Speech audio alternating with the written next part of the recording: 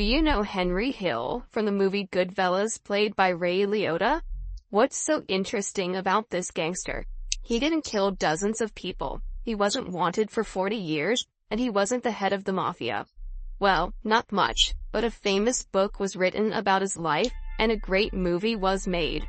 All of this was not for nothing. He saw everything: murders, fraud, robberies, prison, and he told the world about it. He had a target on his head even before the movie was made. But after the movie revealed the secrets of many gangsters, Henry became afraid of even the slightest rustle because the gangsters had announced an open season on him. But did they find him?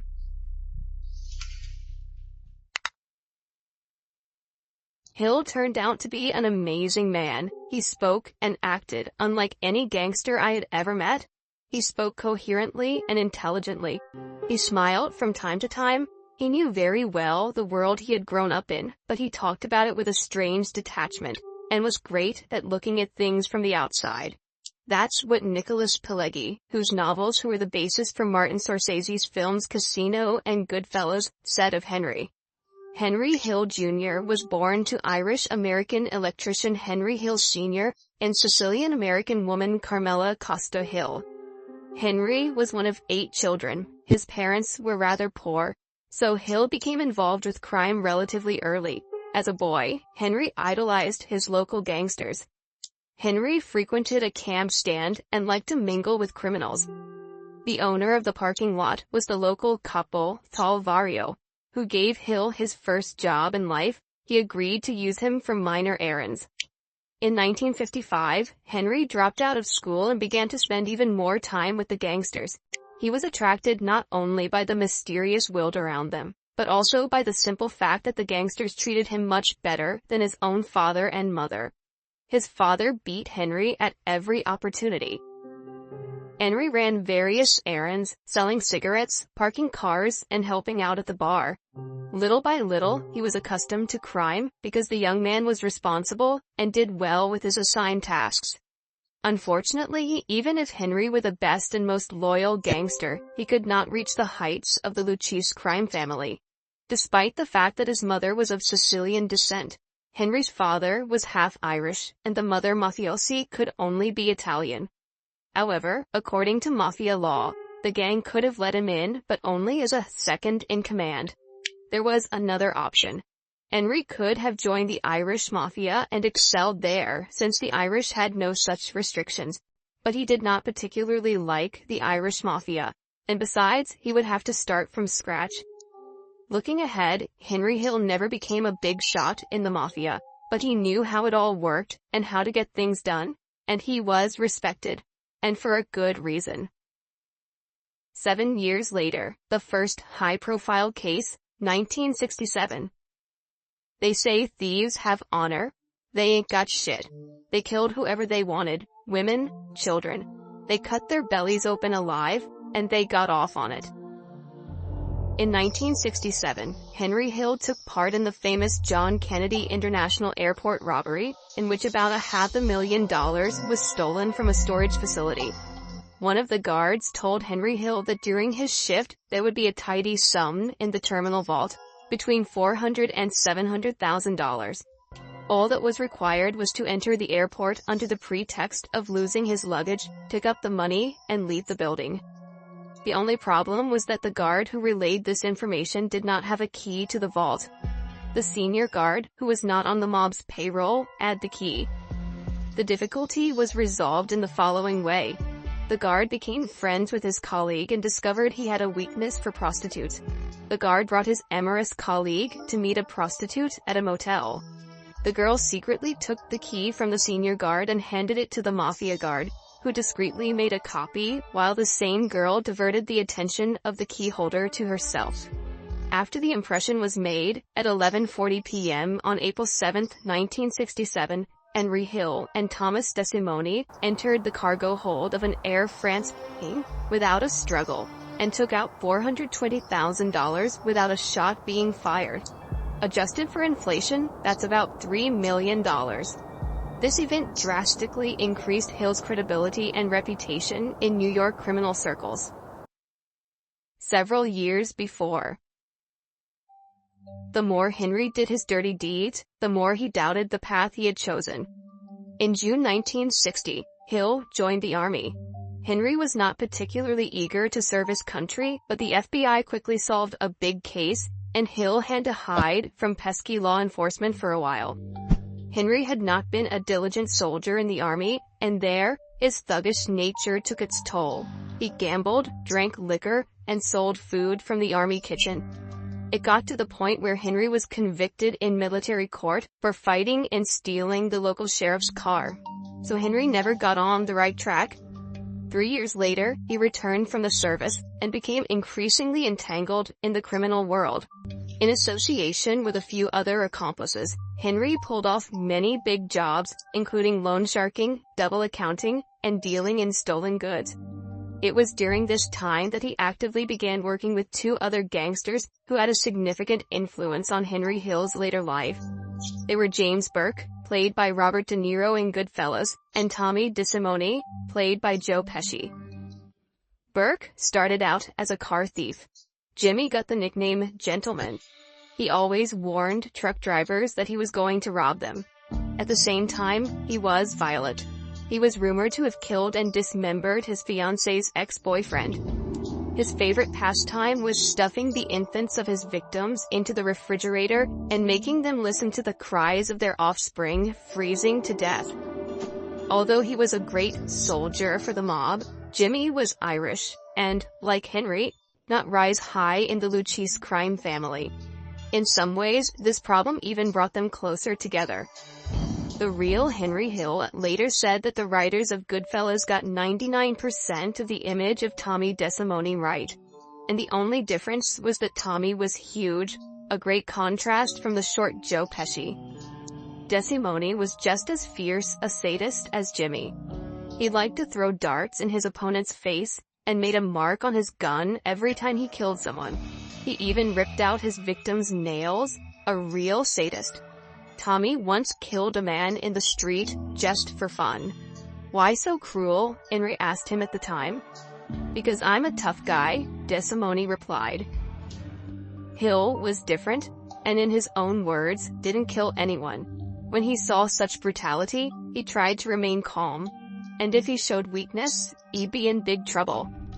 He saw people killed and eyes gouged out, but he smiled and pretended everything was all right. Henry was a gangster, but according to him, he had a conscience, and these people didn't. Henry had a lot of criminal business to do with these people. These men had, in a way, become his friends. These people would later want to kill him. A few years later, on June 11, 1970, something happened that would later affect the future of Henry and, in particular, his partners or friends. William Bentvena, aka Billy Bats, was a member of another family called the Gambinos. He was released from prison in 1970, and a party was thrown for him. Billy Bats saw Tommy DeSimone and jokingly asked him if he was still shining shoes, and DeSimone took it as an insult. DeSimone leaned over to Hill and Burke and said, "I'm going to kill that creep." 2 weeks later, on June 11, 1970, Billy Bats was at the Suite, a nightclub owned by HenryHill. Late that night, when the bar club was almost empty, DeSimone hit Billy Bats with a gun. Before Tommy DeSimone began beating Bats, he shouted, "Shine those damn boots." Tommy almost killed Billy Bats and was actively assisted by his comrade Jimmy Burke. It was just like the movie. Only the insults were part of the motive. Without going into too much detail, Billy Bats was also jumped because of money, or rather, his dealings with Jimmy. After Billy Bats was beaten up, Tommy, Jimmy, and HenryHill put his body in the trunk of Hill's car to drive him to the right place and bury him. They finished Billy Bats off on the way there, after hearing his half-dead voice coming from the trunk. After another kill, I'd walk around the corner and vomit until I was blue in the face. Still, sometimes I wake up from my screaming and piss in my bed. Women, children, Jesus. In the mid-1960s, Hill met a Jewish girl named Karen Friedman, whom he soon married. The couple had 2 children, a son, Greg, and a daughter, Gina. One day his son said, "My father was a wife beater, a thief, a gambling alcoholic, a cheater, and a drug dealer. I have absolutely nothing good to say about him." Gina was more sympathetic to her father but later changed her mind. Greg and Gina attended regular schools where they had to explain why their father acted this way. Hill later admitted that his children never liked him. Hill's relationship with his wife was also ambiguous, ranging from extreme adoration for each other to terrible anger and conflict. But Karen Freeman, his wife, divorced Henry Hill only in 1989 when Henry was hiding from the Mafia. Henry Hill had a family, but he had no intention of giving up the criminal business. Hill continued his close association with Jimmy Burke. Together, they went to Florida to collect a large debt from a card player. The gambler did not want to give the money up so quickly, so he was severely beaten. The police became interested in the incident, and Hill was immediately arrested and taken to federal court. The court sentenced Hill to 10 years, of which he only served 4. While in prison, he dealt drugs and spent his free time with other members of the Mafia. In July 1978, Hill was released early from prison, thanks to Paul Vario. Immediately after his release from prison, Paul Vario got Hill a job at his nightclub. 2 days after that, Hill flew to Pittsburgh, which completely violated his parole. There, he met a man who owed him a large sum of money. Instead of dollars, he gave Hill 2 suitcases filled to the top with marijuana. Afraid to fly back on a plane, Hill boarded a bus and immediately began dealing drugs. 1978 1978 was the peak of Henry Hill's criminal activity. There was a rule in the family. No one in the family could sell drugs. Despite this, Hill soon ran the biggest drug-dealing operation covering several states. He dealt with marijuana, cocaine, heroin, and methaqualone. Despite the cosmic earnings, every drug dealer risked a cosmic sentence. Paul Vario understood that and didn't want to spend the rest of his days in jail. If word got to Paulie about the involvement of Henry, Jimmy, and Tommy, whom Henry also hooked into the narcotic powder business, everyone would be dead. Henry was playing with fire. That same year, Hill and his friends pulled off another high-profile business that made a lot of money. Contractual meetings in American basketball are referred to by the term point shaving, a fake game in which the organizers agree to play with a specific difference in the score. In 1978, 2 new players, the Rocco brothers, applied for the Boston Eagles basketball team at Boston College. Both were never considered high-class basketball players, but had the right connections. At the beginning of the season, only they and the team's primary point guard, Rick Kuhn, were in cahoots. The athletes were also allowed to bet the money they earned in order to double their fees. A federal investigation in the early 1980s revealed that none other than Henry Hill, a member of the Luchese family, was in charge of the Boston basketball pyramid. After the unexpected loss of the Boston Eagles to the Providence Friars and the loss of big winnings, Henry and his team decided that 3 purchased players were not enough to ensure the desired results, and bribed more players. In the winter of 1979, 4 base basketball players were involved in the conspiracy. The gang's business began to improve, with athletes receiving a minimum of $2,500 and an ounce of cocaine per game. A total of 9 rigged games were played during the season. Henry, Jimmy, and Tommy seemed to have reached a new level and decided to play big. It meant a lot of money, but it was also very dangerous. But that wasn't all. The Lufthansa Heist, the biggest heist in U.S. history.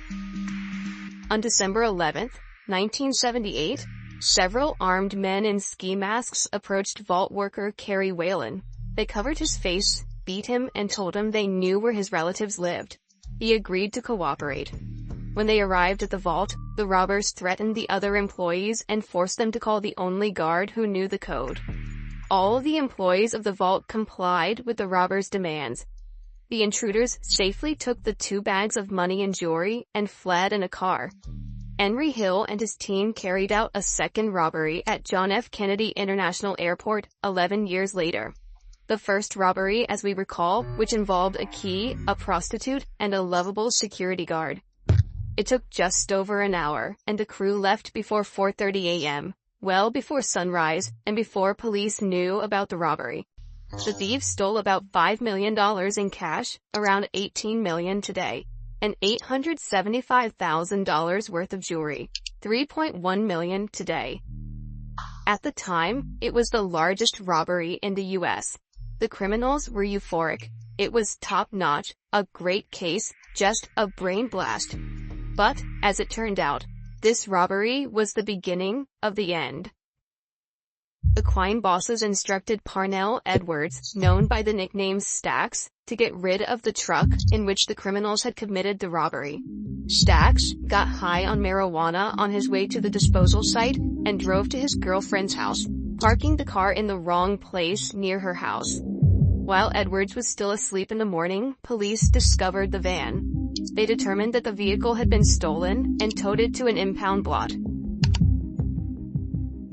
The FBI suspected two gangs of involvement in the crime, the John Gotti-led gang and the James Burke gang. Operatives with a wiretap were able to record several phrases that could lead to the robbers, such as the words of an unknown man mentioning that bag from Lufthansa. But no evidence was found by the investigators at the time.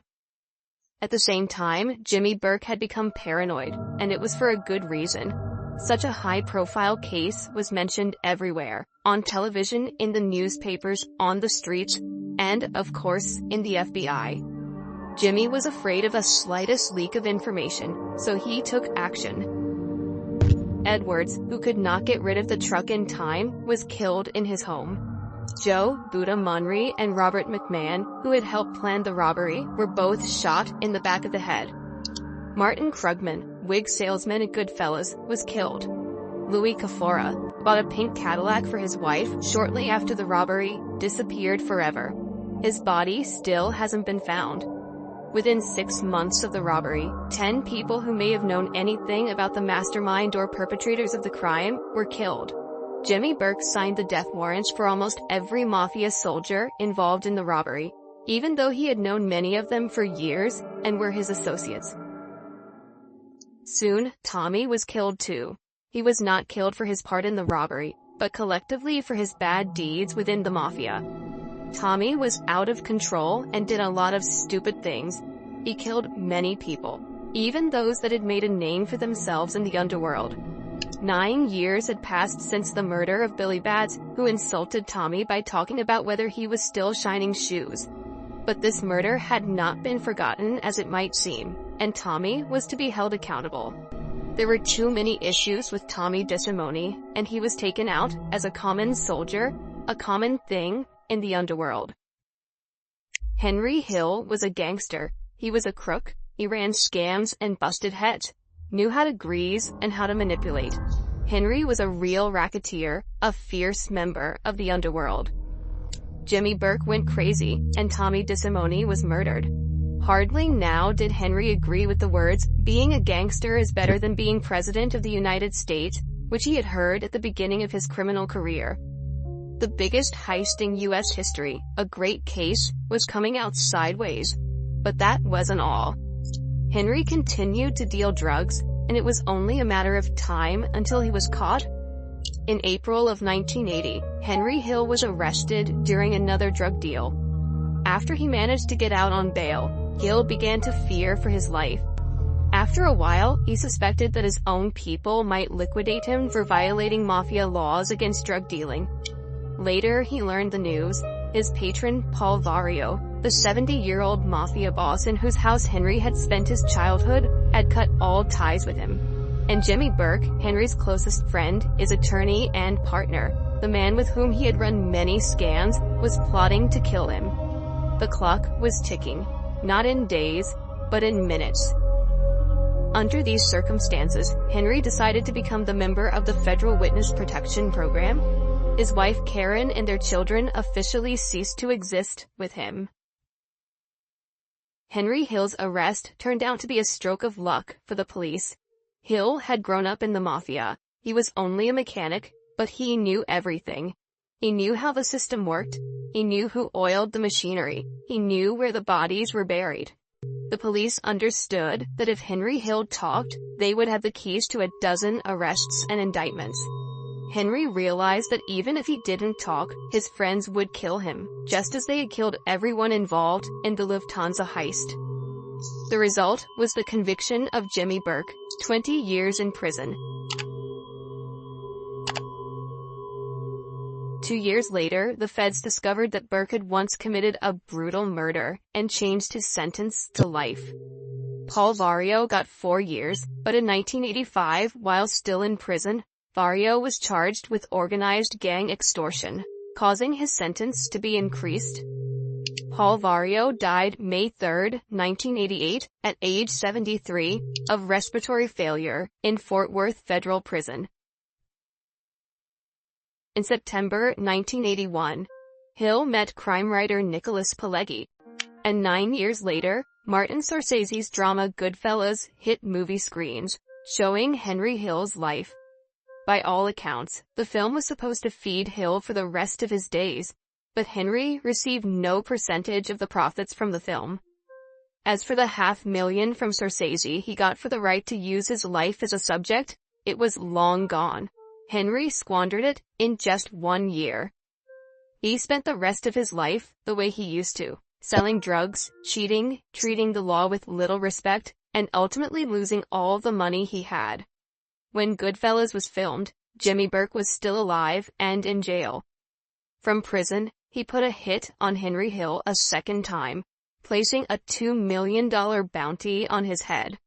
The film made Hill famous and made it even harder for him to hide, and he had already been expelled from the Witness Protection Program for numerous violations of the law. In 1996, Jimmy Burke died of lung cancer, which did not mean that the hunt for Henry had stopped. Anyone in the Lucchese family could have killed him because such treachery is never forgotten in the underworld. The last years of HenryHill's life were rather sad. Henry repeatedly underwent rehabilitation courses but failed to give up drugs and drinking. His family life was unsuccessful, and he did not often publicly show his face and tried to live modestly. He knew that for the rest of his life, he was doomed to be in the crosshairs of every other New York gangster. Yet Henry did not die by a bullet, knife, or noose. Barely having celebrated his 69th birthday, HenryHill died on June 12, 2012. The official cause of death of the former mobster was heart problems. Ray Liotta, who played Henry in GoodFellas, died 10 years later. He was 67. HenryHill said he never killed anyone, and if he did, he certainly wouldn't talk about it. But he had seen people get killed, dismembered, and buried, and had participated in it himself on many occasions. He said he had a conscience, but that didn't stop him from beating people up, robbing banks, and running scams. HenryHill is not a good character at all. Still, something good remains of him.